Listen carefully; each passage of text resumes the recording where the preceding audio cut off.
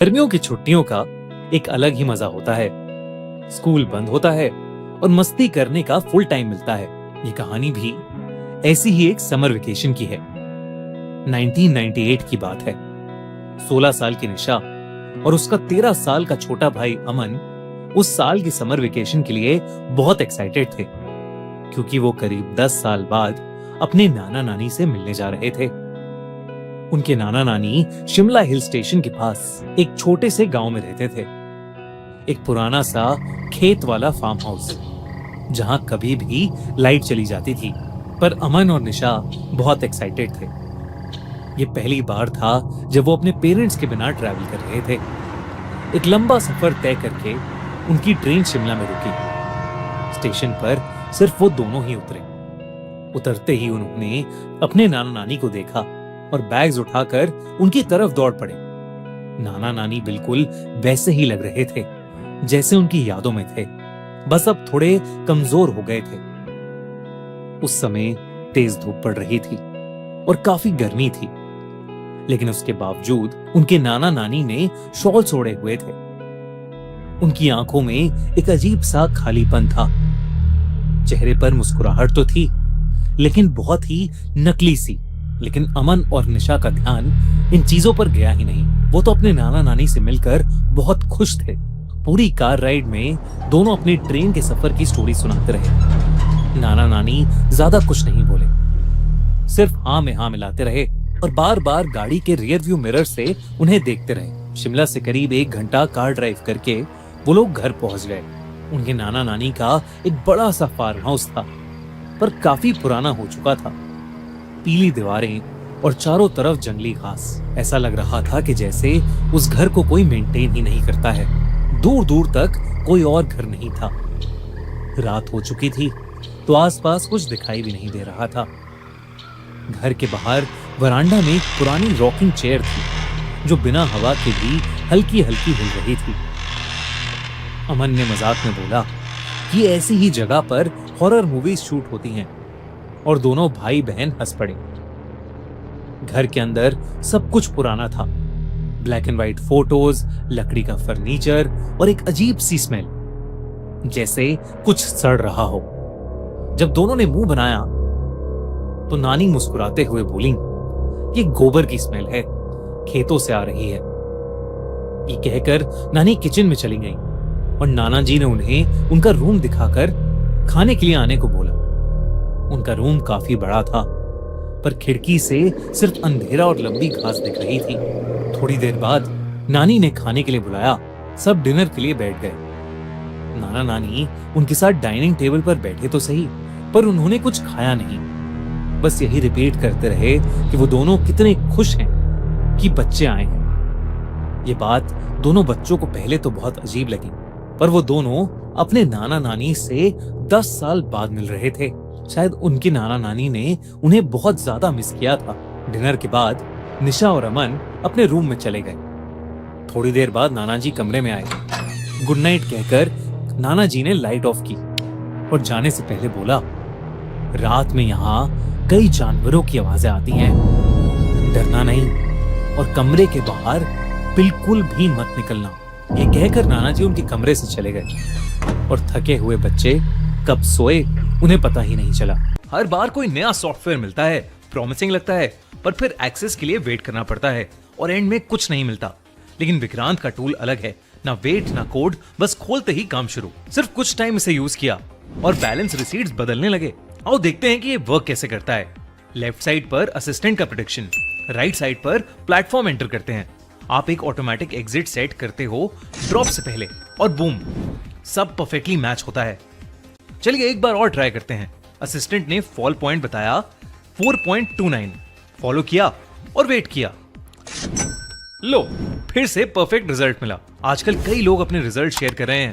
Finally एक tool जो सच में काम करता है बिना कुछ मांगे। अगर आप भी देखना चाहते हो तो नीचे लिंक फॉलो करो, विक्रांत के चैनल से जुड़ जाओ और असिस्टेंट खुद यूज करके देखो। Instant access, no delay. जब तक अवेलेबल है तब तक ट्राई जरूर करो। अगले 2 दिन काफी नॉर्मल गुजरे। हर दिन नाना नानी दोनों को उठाने आते। निशा अपना ज्यादातर समय एक विंडो के पास बैठकर स्केचिंग करते हुए बिताती थी। उस विंडो से सिर्फ पेड़ दिखते थे, सारे के सारे एकदम एक जैसे। अमन घर के आसपास घूमता रहता या घर के पीछे के कोने में एक पुराने झूले पर बैठकर अपने वॉकमैन पर गाने सुनते रहता। नाना नानी हर दोपहर ये कहकर घर से निकल जाते कि वो दोनों खेत में काम करने जा रहे हैं और सीधा रात को वापस आते। घर में एक लैंडलाइन फोन भी था, पर वो खराब पड़ा था, तो वो बच्चे अपने मम्मी पापा से भी बात नहीं कर पा रहे थे। कुछ छोटी छोटी चीजें भी थीं जो थोड़ी अजीब थी, जैसे नाना नानी कभी भी उनके साथ कुछ खाते नहीं थे। हर बार कोई ना कोई बहाना करके दोनों डाइनिंग टेबल पर बस बैठे रहते। एक बार अमन ने देखा कि किचन में फ्रिज खुला हुआ था और अंदर सिर्फ एक पतीला था जिसमें कोई लाल गाढ़ा सा लिक्विड था। जब उसने पूछा तो नानी ने सिर्फ इतना कहा कि वो एक पुरानी फैमिली रेसिपी है और वो जोर जोर से हंसने लगी। अक्सर नानी बेवजह जोर जोर से हंसना शुरू कर देती थी और नाना जी कई घंटों तक एक ही जगह बैठकर सामने किसी चीज को घूरते रहते। दोनों भाई बहन को लगा कि ये सब बुढ़ापे की निशानी है। उस रात निशा की आंख किसी आवाज से खुली। आवाज दरवाजे के बाहर से आई थी। तभी दरवाजे के नीचे से एक बड़ी सी शैडो गुजरी, सिर्फ एक सेकंड के लिए। नाना जी की वार्निंग भूलकर निशा दरवाजे के पास दबे पांव गई और उसने धीरे से दरवाजा खोला। वो अजीब सी बदबू अब और तेज हो गई थी। सामने अंधेरा था, पर किसी के गुर्राने की आवाज आ रही थी। वो कोई जानवर नहीं लग रहा था, वो कुछ और ही था। इससे पहले कि निशा उसके पास जाकर कुछ समझ पाती, अचानक से किसी ने उसके कंधे पर हाथ रखा और उसकी चीख निकल गई। उसके पीछे उसकी नानी थी। उनके चेहरे पर अब भी वही अजीब सी नकली स्माइल थी और उनका चेहरा अजीब सा सफेद पड़ चुका था। उन्होंने निशा को सोने को कहा। घबराई हुई निशा चुपचाप अपने कमरे में वापस आ गई, लेकिन वो डर के मारे सो ही नहीं पा रही थी। निशा को अब उस जगह से एक घबराहट होने लगी थी। अगली सुबह नाना नानी उसके कमरे में आए। दोनों का चेहरा बिल्कुल नॉर्मल था। रोज की तरह वो बोले, नाश्ता किचन में है और वो खेत में काम करने जा रहे हैं। जैसे ही निशा को मेन डोर बंद होने की आवाज आई, उसने राहत की सांस ली।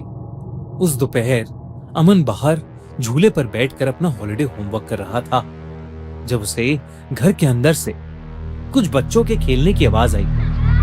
उसने पीछे वाली खिड़की से झांका तो उसे एक परछाई दिखी, मानो किसी छोटे से लड़के की हो। अमन को लगा कि शायद घर पर मेहमान आए हैं, पर जब वो घर के अंदर गया तो वहां निशा के अलावा कोई नहीं था। वो पूरे घर में उस लड़के को ढूंढने लगा और तब उसका ध्यान ड्राइंग रूम में पड़ी ब्लैक एंड व्हाइट फोटोज पर गया। बीच में उनके नाना नानी की एक बड़ी सी फोटो थी और उनकी आंखों से खून बह रहा था। ये देखकर अमन डर गया। उसने फौरन निशा को बुलाकर वो फोटोज दिखाई, लेकिन तब वो फोटोज एकदम नॉर्मल थी। निशा ने भी अमन को अपने साथ हुआ कल रात का किस्सा बताया। दोनों बच्चों के हाथ पैर ठंडे पड़ चुके थे। आखिर चल क्या रहा था उस घर में? घर में टोटल 3 कमरे थे। उनकी नाना नानी का रूम फर्स्ट फ्लोर पर था और वो हमेशा ही बंद रहता था। ऐसा लग रहा था कि जैसे वो गंदी सी बदबू उन्हीं के कमरे से आ रही है। उन दोनों ने किसी तरह चाबियों के गुच्छे से चाबी ढूंढकर वो कमरा खोला। दरवाजा खोलते ही उन्हें एक बहुत ही गंदी स्मेल आई। अंदर बेड पर 2 सड़ती हुई बॉडीज पड़ी थी। दोनों अपना मुंह ढककर थोड़ा और पास गए तो निशा ने देखा कि एक बॉडी के गले में वही लॉकेट था जो नानी पहना करती थी। निशा के पैरों तले जमीन खिसक गई। वो समझ गई कि ये लाशें उनके नाना नानी की हैं। पर अगर ये लाशें उनके नाना नानी की हैं, तो वो कौन है जिनके साथ वो रह रहे हैं? दोस्तों, ये था इस कहानी का पार्ट 1। इसका पार्ट 2 देखने के लिए सब्सक्राइब करो हमारा चैनल खूनी